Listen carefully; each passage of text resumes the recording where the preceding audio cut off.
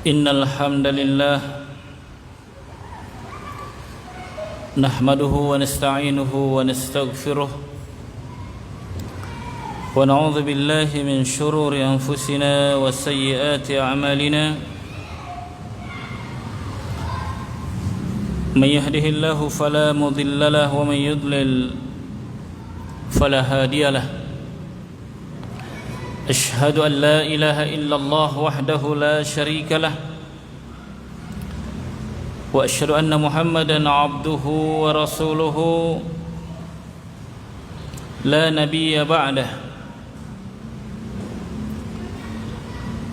يا أيها الذين آمنوا اتقوا الله حق تقاته ولا تموتن إلا وأنتم مسلمون يا أيها الناس اتقوا ربكم الذي خلقكم من نفس واحدة وخلق منها زوجها وبث منهما رجالا كثيرا ونساء واتقوا الله الذي تساءلون به والأرحام إن الله كان عليكم رقيبا يا أيها الذين آمنوا اتقوا الله وقولوا قولا سديدا يصلح لكم أعمالكم ويغفر لكم ذنوبكم ومن يطع الله ورسوله فقد فاز فوزا عظيما أما بعد فإن أصدق الحديث كتاب الله وخير الهدي هدي محمد صلى الله عليه وآله وسلم وشر الأمور محدثاتها فإن كل محدثة بدعة وكل بدعة ضلالة وكل ضلالة في النار. Hadirin sidang jemaah maghrib yang sama berbahagia, alhamdulillah kembali kita bersyukur kehadirat Allah Subhanahu wa taala. Kita berada di majelis yang mulia, di majelis yang kita berharap kepada Allah Subhanahu wa taala kita mendapatkan rahmat dan ampunannya, diangkatnya derajat.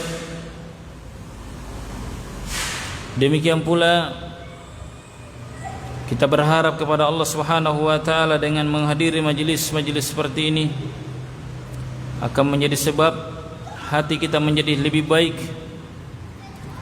dan lebih bersih. Karena sungguh sebaik-baik yang membersihkan hati adalah mengingat Allah Subhanahu wa taala dan mempelajari syariatnya. Allah Subhanahu wa taala menerangkan bahwa orang yang beruntung adalah orang yang gemar membersihkan jiwanya. Allah Subhanahu wa taala berfirman, "Qad aflaha man zakkaha." Sungguh beruntung orang-orang yang membersihkan jiwanya. Wa qad khaba man dassaha. Dan sungguh merugi orang yang mengotorinya. Dengan apa hati menjadi bersih? Tentu dengan kembali kepada Allah, mengingatnya serta mempelajari syariatnya. Salawat dan salam senantiasa tercurah kepada Nabi kita Muhammad sallallahu alaihi wa alihi wasallam, yang mana Nabi sallallahu alaihi wa alihi wasallam menerangkan bahwa jika hati kita baik, maka seluruhnya menjadi baik. Jika hati kita rusak, maka seluruhnya ikut menjadi rusak. Dunianya rusak, akhiratnya rusak kalau hatinya buruk. Dan kebaikan hati sekali lagi ada pada ketakwaan kepada Allah Subhanahu wa taala. Semakin bertakwa, semakin baik hati itu. Ketakwaan bisa terwujud dengan ilmu dan amal solih yang dikerjakan dengan penuh keikhlasan dan sesuai dengan ajaran Rasulullah sallallahu alaihi wasallam. Maka hati yang semakin mengenal kebenaran, semakin mengenal petunjuk, maka hatinya semakin bersih. Hati yang tunduk kepada syariat, hawa nafsu yang mengikuti petunjuk, maka hati itu akan menjadi baik dan menjadi bersih. Hati yang seperti inilah yang dipuji oleh Allah Subhanahu wa taala. Hati yang seperti inilah yang dipanggil dengan panggilan yang lembut sebelum jiwa tersebut dicabut dari raganya. Allah Subhanahu wa taala berfirman, ya ayyatuhan nafsul mutmainnah, wahai jiwa yang tenang. Jiwa yang tenang dipanggil oleh Allah, ya ayyatuhan nafsul mutmainnah, irji'i, kembalilah ila rabbikum, irji'i ila rabbikum radiyatan mardiyah, kembalilah kepada Tuhanmu dalam keadaan ridho dan diridhoi. Ridho dengan apa? Ridho dengan syariatnya, ridho Allah sebagai satu-satunya sembahannya, ridho bahwa Muhammad sallallahu alaihi wasallam sebagai nabinya, ridho Islam sebagai pilihan dan pedoman hidupnya. Jemaah sekalian saya hormati dan saya muliakan, fadakhuli fi ibadi, Allah kembali memanggil, masuklah engkau ke dalam jamaah hamba-hambaku, wadakhuli jannati, dan masuklah kamu ke dalam syurgaku. Yang diseru untuk masuk syurga adalah jiwa yang tenang, jiwa yang dekat kepada Allah. Karena tidak akan tenang hati ini kecuali jika dia dekat dengan Rabbnya Allah Subhanahu wa ta'ala. Allah berfirman, ala bi dzikrillahi tatmainnul qulub. Ketahuilah bahwa hanya dengan mengingat Allah hati menjadi tenang. Semoga kita termasuk jiwa-jiwa yang tenang, dipanggil dengan panggilan yang indah sebagaimana disebutkan dalam ayat tadi dalam suratul Fajr. Amin ya rabbal alamin. Saudara sekalian yang saya hormati dan saya cintai karena Allah, kembali kita lanjutkan kajian kita, yakni penjelasan dari suratul Fatihah. Kita masih berada di ayat iyyaka na'budu wa iyyaka nasta'in. Hanya kepadamu kami menyembah dan hanya kepadamu kami memohon pertolongan. Didahulukan menyembah dari pertolongan karena menyembah itu adalah kewajiban. Pertolongan adalah hasil buah dari menyembah. Siapa yang menyembah maka dia layak ditolong. Syaratnya cara menyembahnya harus benar. Jemaah sekalian, iyyaka na'budu adalah tujuan. Tujuan kita dicipta. Untuk itulah kita dicipta. Untuk itulah kita ada. Itulah pekerjaannya kita, menyembah. Wa iyyaka nasta'in adalah sarana. Sebagaimana dijelaskan oleh Ibnu Qayyim dalam kitabnya Madarijus Salikin. Kenapa jemaah? Kita tidak akan mungkin mampu mewujudkan ibadah tanpa pertolongan. Jemaah sekalian, yakinkan, pastikan kita tidak mungkin mampu beribadah tanpa pertolongan. Maka minta tolong kepada Allah Subhanahu wa taala dalam ibadah. Di antara doa yang diajarkan oleh Nabi sallallahu alaihi wa alihi wasallam, Allahumma ya Allah a'inni, tolong saya, ala dzikrik, dalam mengingatmu. Bantu saya untuk mengingatmu ya Allah. Wa syukrika, bantu saya dalam bersyukur kepadamu. Wa husni ibadatik, demikian pula tolong saya dalam memperbaiki ibadahku kepadamu. Hadirin hormati dan saya muliakan, Syekhul Islam Abul Abbas Ibnu Taimiyah rahimahullahu taala juga menjelaskan terkait dengan ayat ini, iyyaka na'budu wa iyyaka nasta'in. Iyyaka na'budu ini akan membersihkan jiwa dari sifat atau penyakit ar-riya. Iyyaka na'budu, hanya kepadamu kami menyembah, hanya kepadamu kami sholat, hanya kepadamu kami bersedekah, untukmu kami berkorban. Kan begitu. Dan seluruh ibadah yang kita lakukan hanya untuk Dia, bukan untuk selainnya, bukan untuk mencari gelar, bukan untuk mencari nama, bukan supaya kita dipuji orang, bukan pula karena kita takut celaan manusia. Betul-betul murni karena Allah. Sekiranya tidak ada manusia yang lain kecuali kita akan menyembahnya. Jemaah sekalian, sekiranya tidak ada orang yang memuji, tetap kita beribadah kepadanya. Jemaah sekalian, dalam seluruh keadaan,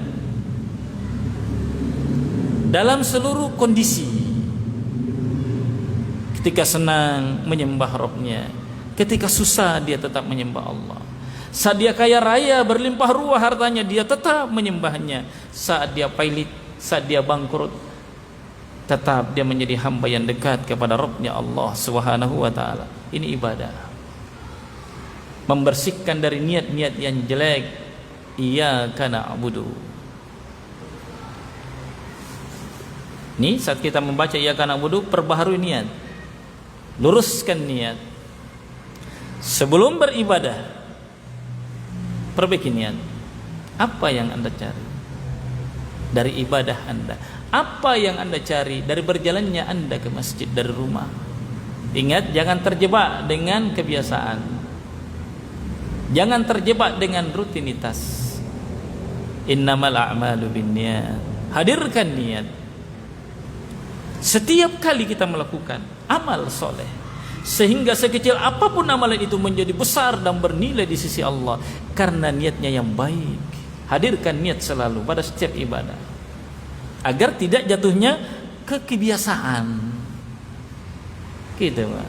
Kita beribadah, kita datang salat maghrib di masjid bukan karena kebiasaan, bukan persoalan hobi, bukan persoalan tidak ada kesibukan lain, bukan sekedar mengisi waktu kosong, bukan. Karena saya ingin beribadah, karena saya adalah hambanya, karena saya ingin dicintai oleh Allah, karena saya ingin dekat kepadanya, karena saya terlalu banyak mendapat nikmat, karena saya terlalu banyak dosaku, kan begitu. Karena saya ingin bersyukur, begitu. Karena memang saya dicipta untuk beribadah. Hadirkan terus setiap saat. Subhanallah, sehingga hati ini menjadi baik, sehingga hati ini condong kepada kebaikan, sehingga cantik hati tidak bisa lagi dipisahkan dengan kebaikan karena sudah menjadi bagiannya, sudah satu kesatuan, seperti roh dengan jasadnya, tidak bisa dipisahkan kecuali dipisahkan dengan kematian. Sehingga jiwa tidak bisa berpisah dengan ibadahnya, sebagaimana jiwa tidak bisa dipisahkan dengan rohnya. Kapan terpisah? Itulah kematian. Nanti mati baru berhenti. Sebagaimana firman Allah, wa'bud rabbaka hatta ya'tiyakal yaqin. Sembahlah Rabbmu sampai datangnya kematian. Maka tidak ada pensiun dalam ibadah. Tidak ada, jemaah. Ibadah sampai mati. Kalau sudah mati, nggak ada kesempatan beribadah lagi. Habis sudah urusan. Makanya manfaatkan sebaik mungkin. Waktu yang singkat ini terlalu berharga, Pak. Waktu-waktu yang kita lewati ini, isi dia dengan kebaikan. Hadirin hormati dan saya muliakan, wa iyyaka nasta'in. Ini mengobati penyakit apa? Kalau tadi iyyaka na'budu mengobati penyakit apa, Pak? Penyakit hati ar-riya. ingin dipuji, ingin dilihat, ingin disanjung, ingin dibesarkan, ingin dimuliakan. Kalau tidak dibesarkan, tidak dipuji, berhenti dia beribadah. Tapi kapan disanjung, meningkat ibadahnya. Wih, rusak niatnya. Ya sekalian, kadang hati ini dalam kondisi tertentu lebih butuh dicela daripada dipuji. Kadang, karena saat kita dicela, maka hilang keinginan dipuji. Maka dia akan lurus meminta kepada Rabbnya, beribadah kepada Allah. Kalau dia puji, bahaya kadang. Terus sekalian, kadang bahaya. Makanya lihat para nabi dan rasul, pasti ada penentangnya, pasti ada musuh-musuhnya, ya kan? Supaya apa? Hati ini menjadi baik. Makanya kalau kita sudah mulai beribadah, sudah mau meluruskan tujuan, lalu ada gunjingan-gunjingan, ada ocehan-ocehan, itu kebaikan buat hati. Puji Allah, alhamdulillah. Semoga hatiku menjadi baik dengan semua itu. Doakan orang yang, ya, doakan orang yang mencela, semoga dia dapat hidayah. Ya kan gitu. Sebagaimana Nabi sallallahu alaihi wasallam mendoakan orang-orang yang menentangnya. Bahkan ada di antara doanya Imam Ahmad luar biasa. Dia berdoa kepada Allah, ya Allah, ya, terkait dengan orang-orang yang dalam kondisi yang salah, namun dia menganggap dia benar. Ya kan? Orang seperti didoakan oleh beliau, ya Allah beri dia hidayah. Ya kan? Beri dia petunjuk. Karena saat ini dia menganggap benar dia, padahal salah. Ya kan? Orang seperti ini, kalau dia dapat hidayah, insya Allah. Berbeda keadaannya dengan orang-orang yang memang sudah tahu ini benar, lalu dia menentang kebenaran. Ini sulit. Ya, ini sulit. Baik. Wa iyyaka nasta'in, ini akan mengobati penyakit ujub. Ini ujub juga sangat berbahaya. Apa itu ujub? Merasa bangga, merasa hebat, merasa besar dari orang lain. Kalau riya, nanti ada orang. Kalau ujub enggak, biar tidak ada orang. Biar tidak ada orang yang melihatnya. Dia bangun tengah malam, dia sholat, tidak ada orang lihat. Salat malam, baca Quran, dia berzikir, lalu muncul bisikan, muncul was-was dalam hati, bisikan dalam hati, kamu malam ini tidak ada yang kalah, betul-betul kau orang soleh, ya kan? Coba lihat orang-orang pada tidur semua, hanya kamu yang bangun. Lalu kemudian muncul perasaan bangga, hebat, lalu dibenarkan bisikan itu, benar, saya memang orang yang soleh, memang saya kalah itu di tadi saya belum masih tidur, saya lihat itu. Muncul rasa bangga, rusak amalannya. Kenapa? Ketika muncul itu, hadirkan wa iyyaka nasta'in. Saya tidak bisa sholat malam ini, saya tidak bisa bersedekah kalau Allah tidak tolong, kalau Allah tidak beri taufik, kalau Allah tidak berikan petunjuk. Saya bukan siapa-siapa. Alhamdulillah Allah pilih saya termasuk orang yang diberi kemudahan beribadah. Kembalikan kepada Allah seluruh urusan. Oleh karena itu jemaah sekalian, camkan, ingat selalu sabda Rasulullah sallallahu alaihi wasallam, tidak ada orang masuk surga karena amalnya. Ingat itu supaya hilang rasa bangga diri. Tidak ada orang masuk surga karena amalnya. Sampai-sampai para sahabat bertanya kepada Rasul, ya Rasulullah, walau kamu ya Rasul? Iya, walau saya. Hanya saya telah diliputi oleh rahmat Allah. Artinya menjadikan sebab orang masuk surga karena rahmat. Tapi rasa-rasanya sulit mendapat rahmat kalau tidak beribadah. Kan begitu. Agar mendapat rahmat, jalankan perintah, tinggalkan larangan. Tapi jangan bersandar kepada amal Anda, bahwa amal inilah yang memasukkan saya ke dalam surga. Surga itu terlalu mahal, kebaikan kita terlalu sedikit, ya kan? Keburukan kita terlalu banyak. Mau harapkan surga yang terlalu mulia, maksud saya berharap iya, tapi jangan seperti kayak jual beli. Ini saya harus dapat surga, saya sudah berbuat baik. Jangan. Harapkanlah rahmat, harapkanlah surga juga boleh, tapi surga karena rahmat. Makanya doanya Nabi apa sebelum meninggal?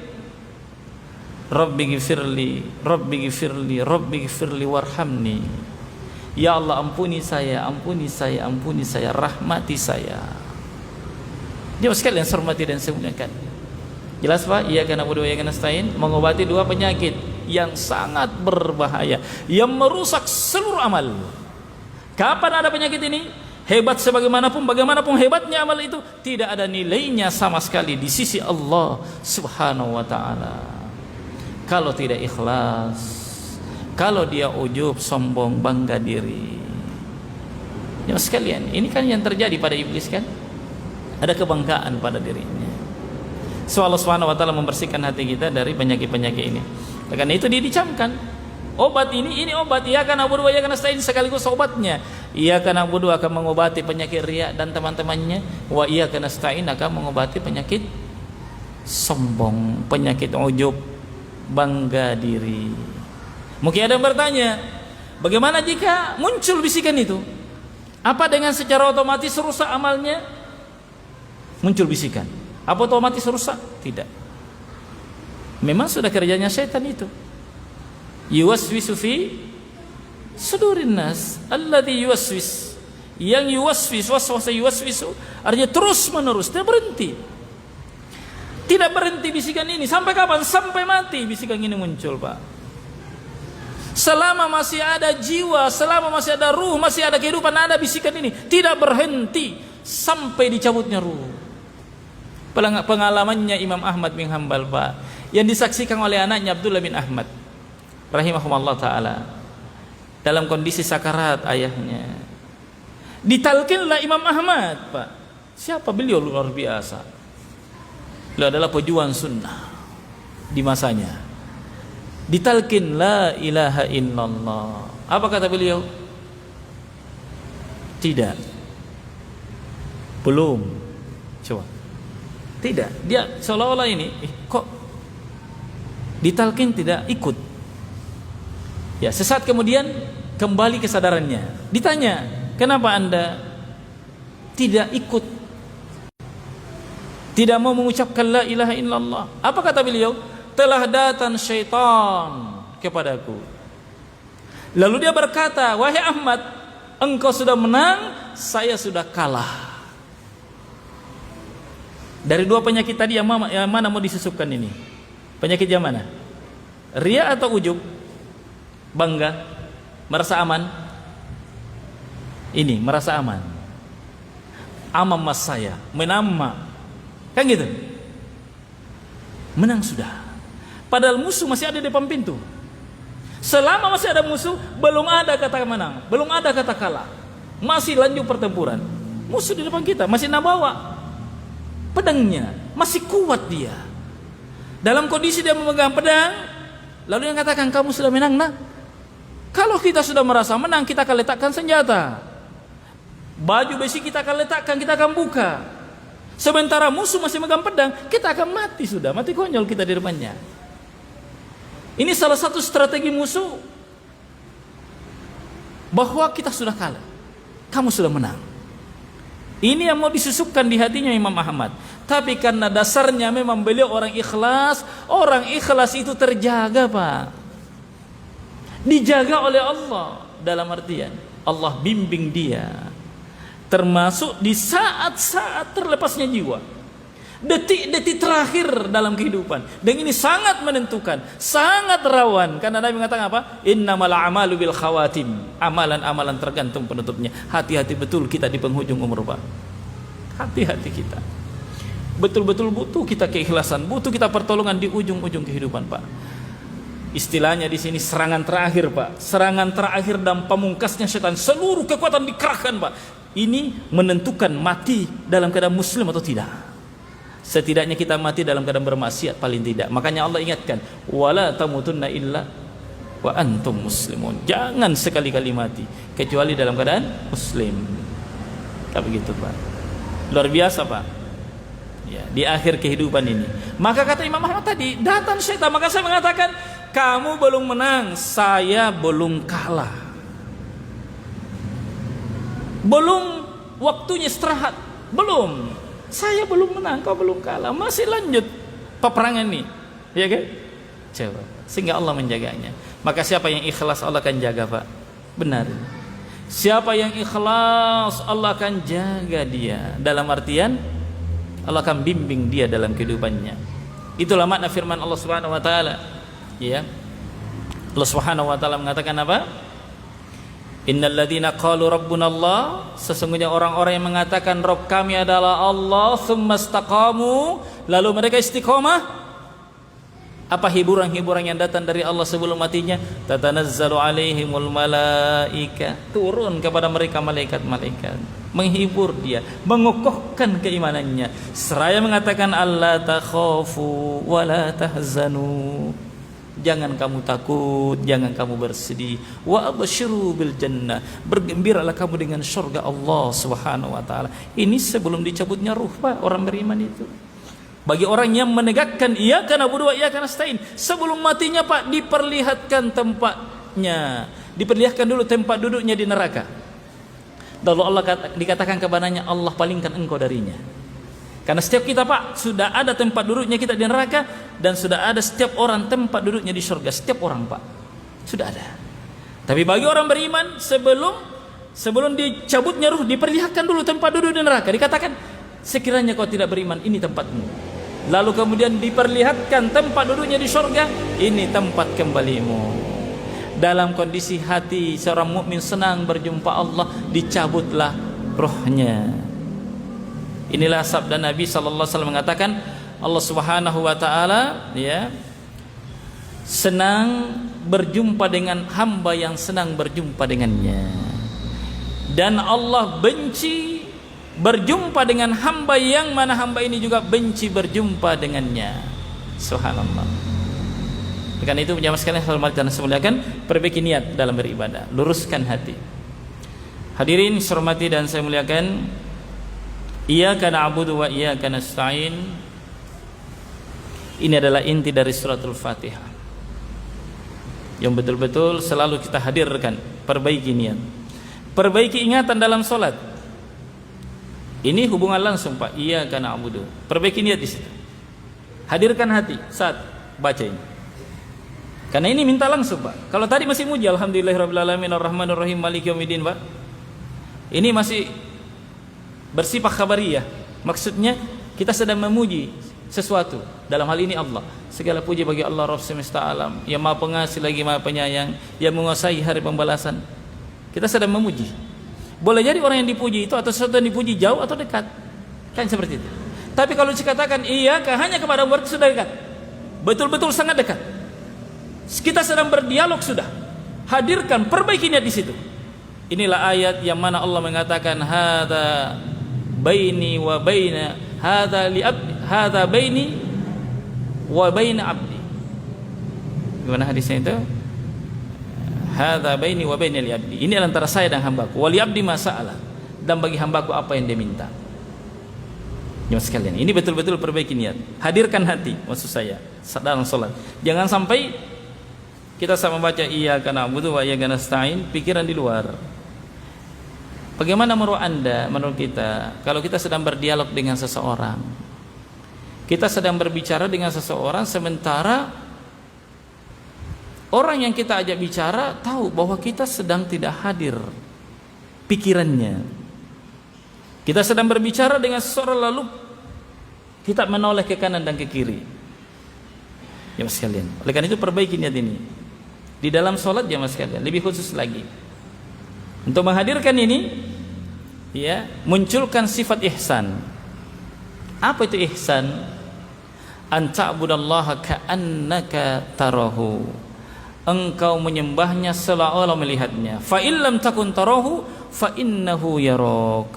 Jika engkau tidak melihatnya maka yakinlah bahwa dia melihat kamu. Ya sekalian, saya hormati dan saya muliakan. Baik. Dan pada pembahasan pekan lalu telah kita jelaskan definisi ibadah secara bahasa dan istilah. Secara singkat saya akan lanjutkan sedikit terkait dengan rukun dan syarat-syaratnya. Rukun dan syarat ini penting jemaah. Nah, kapan ibadah tidak ada rukunnya, tidak ada syaratnya, tidak sah. Seperti orang sholat tidak berwudu, sholatnya tidak sah. Atau sholat tapi tidak ruku, ada rukun yang ditinggalkan, sholatnya tidak sah. Ibadah secara umum itu punya syarat, punya rukun. Mestinya diperhatikan. Apa syaratnya? Syaratnya ada 3. Rukunnya ada berapa? Rukunnya juga ada 3. Sebagian ulama mengatakan syaratnya ada 2. Syarat pertama, ikhlas. Itu tadi, iyyaka na'budu wa iyyaka nasta'in. Syarat kedua, harus ada contoh dari Nabi sallallahu alaihi wasallam. Pastikan Pak bahwa tata cara salatnya kita ini itu ada contohnya dari Nabi, bukan dari guru, bukan dari kiai, bukan dari mimpi. Pastikan Pak. Jangan kira-kira. Harus yakin betul bahwa cara saya takbir ini beginilah tata cara salat yang diajarkan oleh Nabi. Harus yakin itu. Gimana supaya yakin Ustaz? Nah, saya hanya lihat orang begitu. Itu ikut-ikutan namanya. Di sini pentingnya belajar, Pak. Tidak harus hafal dalilnya, tapi pernah dengar dalilnya, bahwa ada dalilnya. Betul-betul ini gerakan sholatnya Nabi begini sudah. Walaupun nggak hafal ini nggak, tapi saya pernah dengar dan saya yakin orang yang menyampaikan ini benar adanya. Ada referensi yang disebutkan Imam Bukhari, disebutkan ini. Ada bukunya. Jadi ibadah ini ada SOP-nya, Pak. Bukan sekedar kerja, bukan sekedar ibadah. Harus benar niatnya, benar caranya. Jelas, Pak? Dan ini berlaku untuk seluruh ibadah. Mau zikirnya, mau apanya harus sesuai dengan petunjuk Rasul sallallahu alaihi wasallam. Kalau tidak, saya akan niatnya karena Allah, Ustaz. Adapun diterima tidaknya itu bukan urusan saya, bukan urusan ente, urusannya Allah. Masa kamu berani mengatakan saya ditolak ibadahnya? Ya. Allah yang menerangkan bahwa kalau tidak ikut Rasul nggak sah. Allah yang bilang bahwa kalau tidak ikut tata cara Rasul dalam beribadah tidak sah. Nabi yang tegaskan bahwa kalau kamu beribadah tidak ikut cara saya tidak diterima. Dalam hadis riwayat Muslim dari Aisyah radhiyallahu anha, Nabi mengatakan apa? Man amila amalan laisa alaihi amruna fahuwa raddun. Barang siapa yang mengerjakan satu ibadah, satu amalan ibadah yang tidak ada contohnya dari kami, fahuwa radd, tertolak. Nabi yang bilang, bukan siapa-siapa yang bilang. Maka agar ibadahnya diterima, Pak, perbaiki niatnya, perbaiki apa yang kedua? Caranya. Ada contoh dari Nabi. Jelas, Pak? Kemudian syaratnya. Sudah syaratnya ya? Sudah syaratnya tadi ya? Tambahan syarat satu, bahwa orang yang mengerjakan amal soleh itu harus orang beriman. Harus orang beriman, Pak. Sehingga kalau ada orang kafir sholatnya tidak sah. Ada orang kafir puasanya tidak sah. Ya karena ada keluarganya di luar Islam datang berkunjung ke rumahnya dari jauh, pas Ramadan libur dia datang. Tidak enak kalau tidak puasa. Ikut juga makan sahur sama tuan rumahnya. Anggaplah saudara saya, siapa lagi nama Pak? Ya? Pak Willy. Lo dari Manado, keturunan Belanda. Masya Allah, ada keturunan Belandanya. Masuk Islam saudara kita ini. Mungkin masih banyak keluarga-keluarga belum masuk Islam ya. Anggaplah datang berkunjung ke rumah beliau. Pas Ramadan, tidak enak Pak Willy, keluarganya, anaknya, istrinya puasa semua. Saya mau ya Bang, ikut deh makan sahur deh. Tidak makan juga siangnya, nanti buka baru ikut juga makan. Niat dia puasa ceritanya tidak sah. Kenapa? Bukan orang beriman, Pak. Yang dipanggil berpuasa orang beriman. Allah katakan apa? Ya ayyuhalladzina amanu. Begitu. Wahai orang yang beriman, kutiba alaikumusiyam. Diwajibkan atas kalian puasa. Sehingga tidak sah ibadahnya, kebaikannya orang-orang kafir di luar Islam. Allah tegaskan, man amila salihan min dzakarin aw unsa wa huwa mu'min falanuhyiyannahu hayatan thayyibah. Al-ayah. Barang siapa yang mengerjakan amal soleh laki maupun perempuan dalam keadaan dia beriman. Harus beriman, Pak. Harus bersyahadat dulu, asyhadu alla ilaha illallah wa asyhadu anna muhammadar rasulullah. Itu yang disebut orang beriman. Jelas, Pak? Lalu rukunnya juga ada 3. Rukunnya sebenarnya sudah dilewati dalam pembahasan suratul Fatihah ini. Apa? Alhamdulillahirabbil alamin, Pak. Apa kandungannya? Mencintai Allah. Orang beribadah, Pak, harus ada dasar cinta yang mendorong dia beribadah karena dia cinta kepada Tuhannya, Allah Subhanahu wa taala. Yang kedua, rukun kedua di ayat yang kedua, Ar-Rahman Ar-Rahim, yang Maha Pemurah yang Maha Penyayang. Apa kandungannya? Ar-Raja, berharap kepada Allah. Dalam ibadah yang kita kerjakan, Pak, harus ada harapannya. Apa harapan tak? Dan seorang yang berakal pasti spontan itu, setiap urusannya pasti ada yang diharapkan. Urusan minum, apa harapannya minum, Pak? Agar hilang hausnya, agar sehat tubuhnya, kan gitu. Ini urusan minum saja, Pak. Ibadah, sholat, apa yang Anda inginkan dari sholatnya? Semakin benar harapannya, semakin tinggi yang dia harapkan, semakin hebat pula ibadahnya. Kan begitu, Pak ya? Bersedekah, apa tujuannya bersedekah? Niatnya apa? Agar harta saya bersih, agar harta saya berkah, agar harta saya ini di akhirat bisa saya pertanggungjawabkan, agar harta dengan harta ini macam-macam sebagaimana dijanjikan oleh Allah dan Rasulnya. Hadirkan harapan itu. Kenapa duduk bermajelis begini? Agar ini sebagaimana agar dimudahkan jalan saya masuk surga, agar saya mendapatkan tanda kebaikan, agar ini, agar itu, diampuni, mendapat rahmat. Hadirkan itu. Maka hadirkan, Pak. Setiap ibadah harus ada harapannya supaya semangat. Kenapa semangat pergi ngantor? Karena ada yang kita harapkan. Apa diharapkan? Di akhir bulan gajian. Tidak peduli hujan lebat, dah pergi, Pak. Kalau malas-malas kutu-kutu didorong sama istri, lampu apa pakai anak nu? Nyantu hari sangkung. Wah, macam-macam apa? Ya kan? Rupa-rupa. Subhanallah. Demikian pula ibadah, Pak. Apa yang kita mau harapkan di akhirat kalau tidak ada ibadah? Panjang perjalanan ini, Pak. Bekal kita sedikit ini. Siapa kita dibandingkan Abu Hurairah radhiyallahu an, sahabat Nabi, penghafal hadis yang paling banyak hadis yang diriwayatkan Abu Hurairah, Pak, radhiyallahu an. Di ujung kematiannya menangis dia. Orang-orang yang hadir sekiranya, kenapa kau menangis? Engkau adalah sahabat Rasul sallallahu alaihi wasallam. Apa kata beliau? Bagaimana saya tidak menangis? Bagaimana saya tidak bersedih? Panjang perjalanan, amal sedikit. Saya tanya, panjang enggak perjalanan menuju Allah? Lama tidak? Panjang, lama. Lamanya tidak ada putusnya.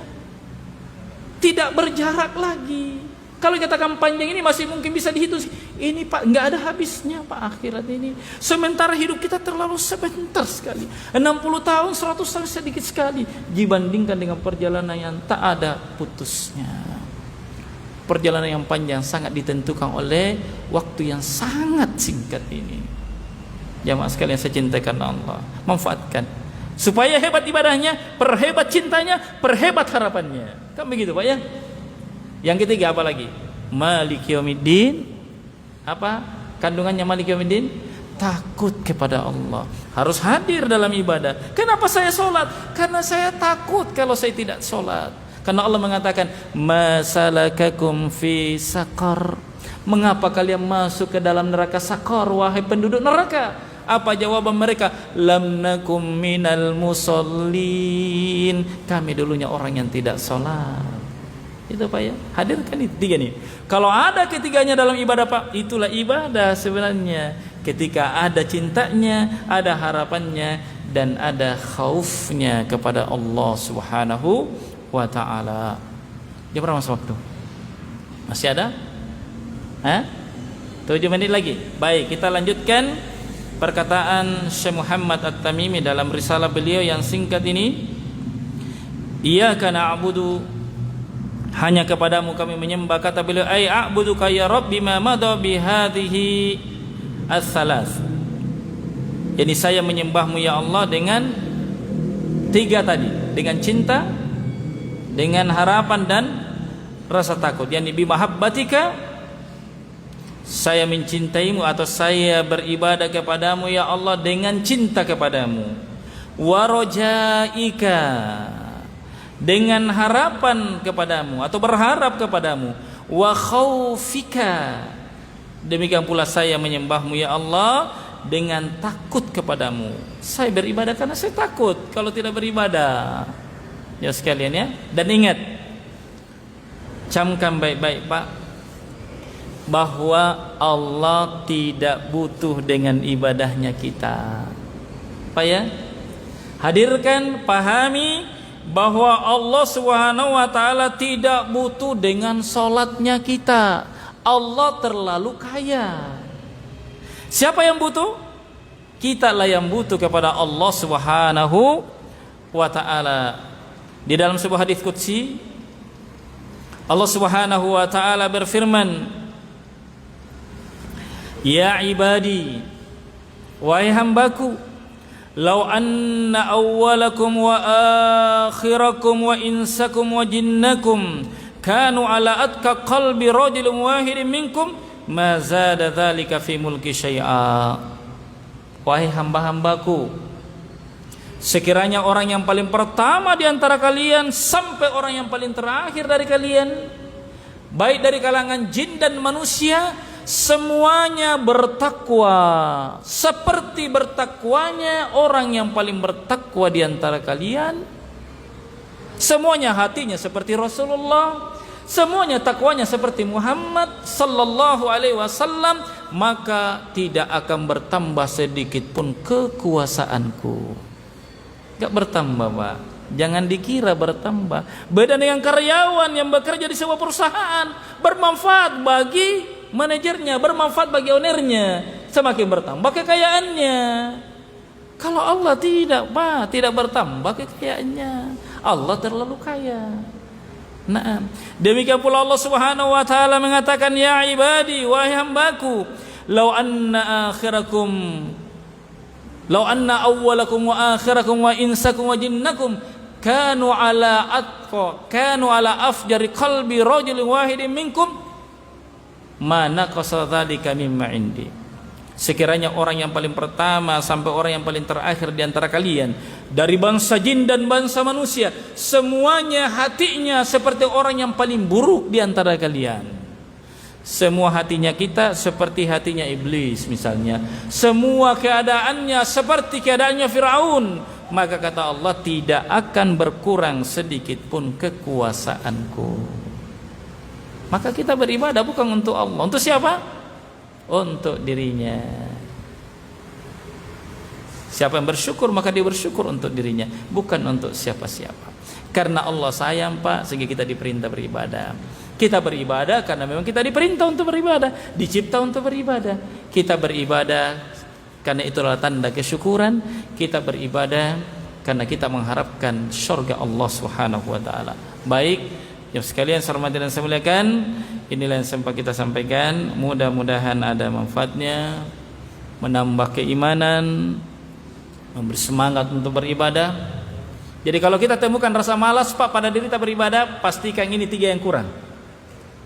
Ya sekalian, kalau ada rasa malas beribadah, kalau bukan kurang cintanya, mungkin kurang harapannya, atau mungkin kurang takutnya, atau ketiga-tiganya yang kurang. Pasti paham. Pasti ada yang kurang. Kenapa saya malas sih? Kurang ininya ketiganya. Segera minta tolong kepada Allah supaya diperbaiki hati kita. Allahumma inni ala dzikrika wa syukrika wa husni ibadatik. Minta bertobat kepada Allah. Boleh jadi lemahnya cinta, lemahnya harapan dan takut karena banyaknya dosa dan maksiat, maka minta ampun kepada Allah Subhanahu wa taala. Demikian, Pak. Sama kalau ya. Iya, boleh. Boleh, Pak. Assalamualaikum warahmatullahi wabarakatuh. Salam warahmatullahi wabarakatuh. Tadi disampaikan bahwa tidaklah seseorang itu masuk surga karena amalannya. Sedangkan di dalam Al-Quran ada salah satu ayat yang pernah saya baca, Innal ladzina amanu wa amilus solihati lahum jannatun na'im. Yang artinya kalau tidak salah, sesungguhnya orang yang beriman dan beramal soleh itu bagi mereka adalah surga. Ya. Pertanyaan saya, Ustaz, apakah ada bagaimana cara untuk menghindari apa yang disampaikan tadi Ustaz itu, bahwa kita beribadah itu bagaimana supaya kita terhindar dari rasa riya, rasa bangga, rasa sombong, sehingga ibadah kita itu tetap diterima Allah Subhanahu wa taala. Baik, Masya Allah. Jadi pertanyaannya beliau ini, bagaimana supaya hati ini tidak riya ya, agar betul-betul lurus beribadah kepada Allah. Pertama, itu tadi, sebelum memulai ibadah periksa niat, perbaiki niat. Yang kedua, kita akan bekerja, ada yang kita harapkan, surganya Allah. Sementara kalau riya tidak akan dicapai. Nah, seperti itu. Yang ketiga, agar hati ini terlatih untuk ikhlas, dia perlu dilatih. Salah satu latihannya, biasakan diri berbuat baik saat tidak ada orang lihat. Misalnya bersedekah tidak ada orang lihat. Makanya Nabi sebutkan dari 7 golongan yang akan mendapat naungan adalah seseorang yang bersedekah dengan tangan kanannya sampai tangan kirinya tidak mengetahui apa yang disedekahkan oleh tangan kanannya. Ya, dalam hadis riwayat Bukhari Muslim ya, atau Muslim, wa rajulun tasaddaqa bi sadaqah, seseorang bersedekah dengan suatu sedekah hatta la ta'lamu shimalu ma tunfiqu yaminuh, sampai tangan kirinya tidak tahu apa yang ini kan oleh tangan kanannya. Jadi latih hati untuk berbuat baik dalam keadaan tidak ada orang yang mengetahuinya. Jadi ini memang pekerjaan yang berat, Pak. Jadi ibadah yang paling sulit itu ibadah hati, termasuk ini niat, Pak, karena dia bolak-balik dan setan akan datang dari seluruh sisi.